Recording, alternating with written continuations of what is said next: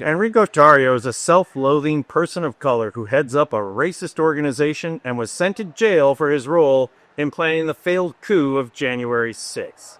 He planned it along with this loser, Stuart Rhodes. So really, is it any wonder that A, their coup failed, and B, it did not take much for the government to build a case against them to send them away for close to 20 years? Well, now Tarrio has new plans, and an average citizen just blew them up.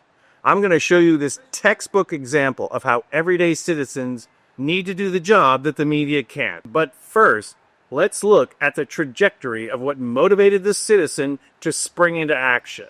After being arrested, tried, and convicted in about 17 and a half minutes, Tarrio was sent to jail where he belongs, even though the Constitution calls for him to have been sent to the gallows. And it's interesting to note that as soon as he was being sent to the slammer, he couldn't change his tune fast enough. But of course, the seditionist-in-chief, Taco Trump, gave Tarrio and every other J6er a parking, faster than you can say bone spurs. And now this hero to every white dude whose daddy didn't love them enough is not only back on the street, but is trying to sue the U.S. government. Now, I, for one, am absolutely reveling in the fact that Tarrio is trying to sue the government for $100 million. And I'm laughing about it for a number of reasons. Probably the first reason is because of the way this complicates the political life of the Trump administration and their top lawyer waiting to be disbarred, Pam Bondi.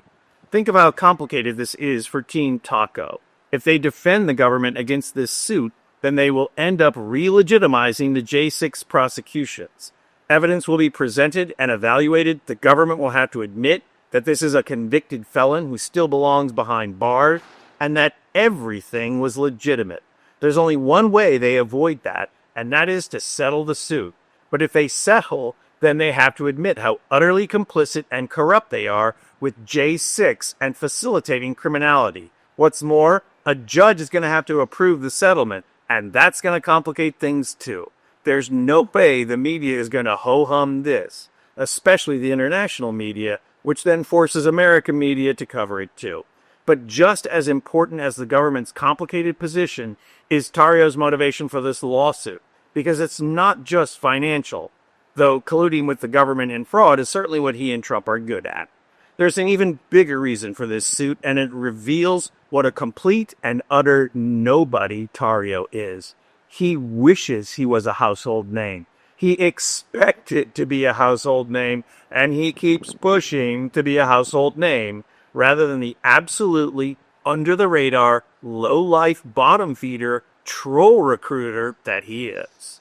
Make no mistake about it, he doesn't stand a chance in court, and he knows it. This is just a way to get out in front of the media and try and raise his profile. And the mainstream media, of course, are getting played like a fiddle for it. The AP, Reuters, CNN, USA Today, all covering the story, and in the process, raising his profile, playing right into his hands. So an intrepid citizen activist taught us all a lesson in how we the people have to pay attention, get organized, and do the media's job when they can't do it themselves. Watch this. Did the Department of Justice try to get you to frame January 6th! Traitor! Did the Department of Justice try to get you to frame President Trump? Yes, hold on. Traitor! This Insurrectionist bastard! This is our enemy. These are the people. These are the people who want to hurt you. These are the people who want to destroy you. These are the people who want to take away your freedom of speech. You have nothing better to do than to shout at a plaintiff in a court. So this guy organized the capital attack on January 6th! If you need my number, Traitor! I'll give it to you. Thank you, guys. Traitor! Now, not only was this just wet your pants funny, but it was effective. The mainstream media has fundamentally failed to learn, let alone deal with, how they legitimize everyone they point their lens at. They keep fooling themselves into believing that they are going to ask the cutting, kidney punch question that is going to bring the subject down. But they never do. They always just end up being the propaganda arm for whoever they are trying to take down. And yes, chasing the hot story that will get them clicks and ads leads to this, so they will never do what they need to do. Ignore people like Tarrio. This woman, Patricia Iguino, knows we can't wait for the media to learn the lesson they never will. Instead, we have to keep our ears to the ground and intervene.